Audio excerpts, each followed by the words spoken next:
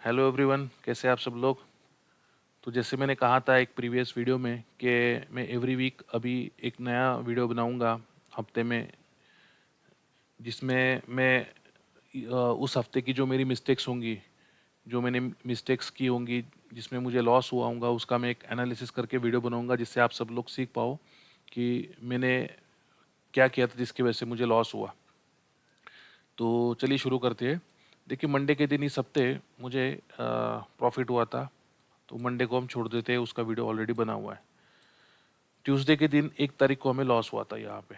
अब निफ्टी में मैंने ट्रेड बनाया था और उस दिन मुझे लॉस हुआ था 1 तारीख को चलते। ये देखिए, 1 तारीख का यहाँ पे मैंने कही तो एक कॉल साइड की पोजीशन बनाई थी और इसमें मुझे लॉस हुआ था। अब उस वक्त मेरी सोच ये थी कि देखिए, मार्केट खुला, ओपन ओपन होते ही एक उसने रिजेक्शन दिखाया और क्लोजिंग से सपोर्ट लेके मार्केट ऊपर जा रहा था। तो क्लोजिंग से सपोर्ट लेके ऊपर जा रहा था, ये बात मैंने ठीक से देखी नहीं या गौर नहीं किया इसके ऊपर कि जनरली जब मार्केट क्लोजिंग के आसपास या उसकी एग्जैक्ट क्लोजिंग से सपोर्ट लेके ऊपर जाता है, तो मोस्ट ऑफ द टाइम वो बायर्स को बिठाता है और उनके एसएल हंड करने के लिए नीचे आता है। तो ये बात मैं उस टाइम मुझसे स्कीप हो गई। उसके बाद क्या हुआ, निफ्टी ने ब्रेकआउट पे ब्रेकआउट देना शुरू कर दिया। पहले फर्स्ट कैंडल का जो हाई था उसका ब्रेकआउट दिया, उसके बाद फिर और एक स्विंग बनाया, उसका ब्रेकआउट दिया, एक डब्ल्यू पैटर्न बनाया, उसका ब्रेकआउट दिया। तो यहाँ पे बायर से एक्टिवेट होने वाले थे। जब ये रिट्रेसमेंट आती तब बायर से एक्टिवेट होने वाले थे, ये मैंने सोचा नहीं उस वक्त। क्यों, मुझे क्या लग रहा था कि पिछले दिन यानी 30 तारीख को एक सेलिंग आई थी और वो भी रिट्रेसमेंट होते होते सेलिंग आई थी। तो यहाँ पे सेलर ने अपनी पोजीशन बनाई होंगी, ये सोचा था मैंने। और नीचे वाले साइड पे बायर्स ज़्यादा बैठे नहीं होंगे। ऊपर से निफ्टी ने उस दिन क्या किया था, 25,500 का जो साइकोलॉजिकल नंबर है उसका बार बार उसने ब्रेक डाउन किया था। तो मुझे ऐसा लग रहा था कि यहाँ पे बायर्स अपनी पोजीशन बनाए तो बना नहीं सकेंगे, तो मार्केट को ऊपर ही जाना है, क्योंकि नीचे वाले साइड में ज़्यादा बायर्स के एसएल अवेलेबल नहीं है, तो मार्केट नीचे जाएगी नहीं। तो ये सोचकर मैंने एक रिट्रेसमेंट के साथ कॉल साइड की ट्रेड बनाई थी। लेकिन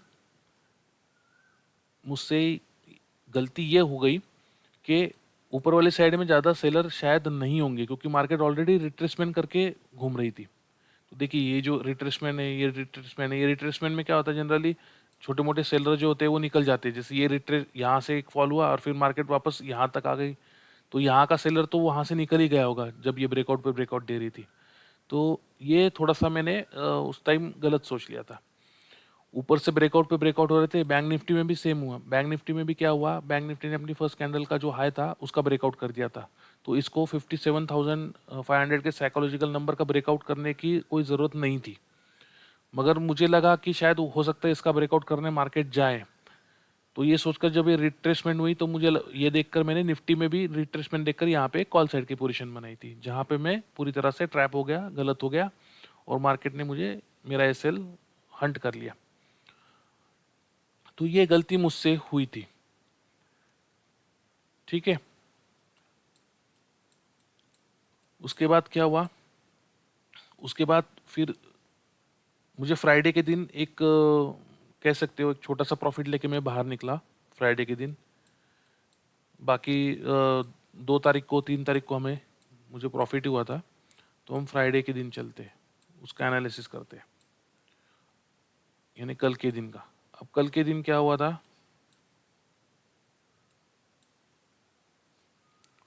देखिए कल के दिन का भी चार्ट सेम उसी तरह का है एक्चुअली देखा जाए तो, लेकिन इसने थोड़ा सा एक अलग मुंह दे दिया।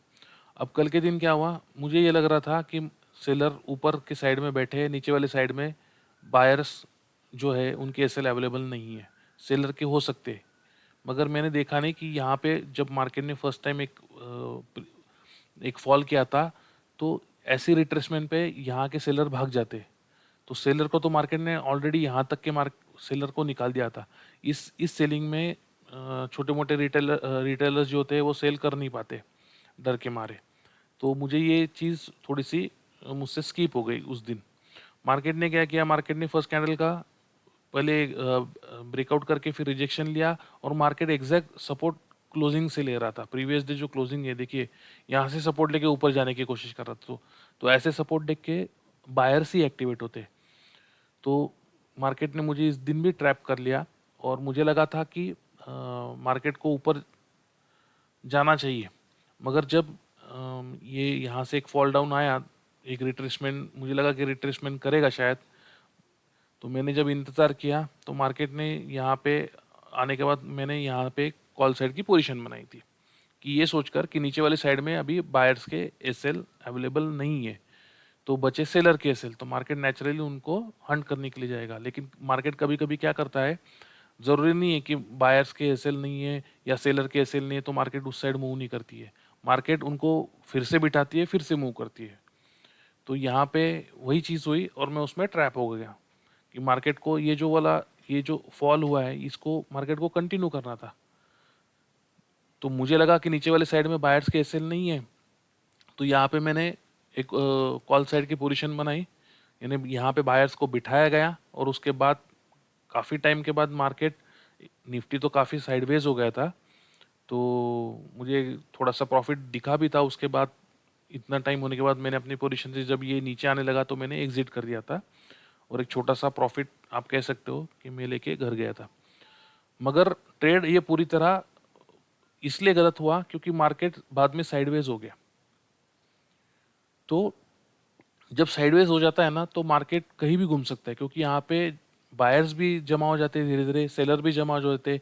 हो सकता है मेरी जैसे मैंने सोचा वैसे सोच के बहुत से लोगों ने यहाँ पे बाइंग की हो, तो ये भी हो सकता है।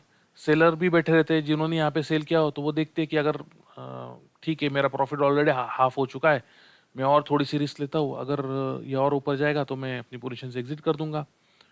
तो सेलर भी बैठे रहते हैं, सेलर भी ऐड होते रहते हैं। तो मार्केट फिर कहीं भी घूम सकता है। जिस साइड में बायर्स ज़्यादा हो जाएंगे तो मार्केट उनके एसएल हंट करने के लिए चला जाएगा, या सेलर के होंगे तो सेलर के एसएल हंट करने के लिए चला जाएगा। तो ये सब देखते हुए कल का ट्रेड में मेरी ये एक मिस्टेक हो गई कि यहाँ पे मैंने एक्चुअली एक रिट्रेसमेंट हो चुकी थी, इसका भी ब्रेकआउट हो चुका था। यहाँ पे मैंने पुट साइड की ट्रेड लेनी चाहिए थी, लेकिन मैं लेट हो गया था मुझे लगता है कल, तो मैं ये इतना फास्ट सोच नहीं पाया जब तक ये रिट्रेसमेंट हो गई थी।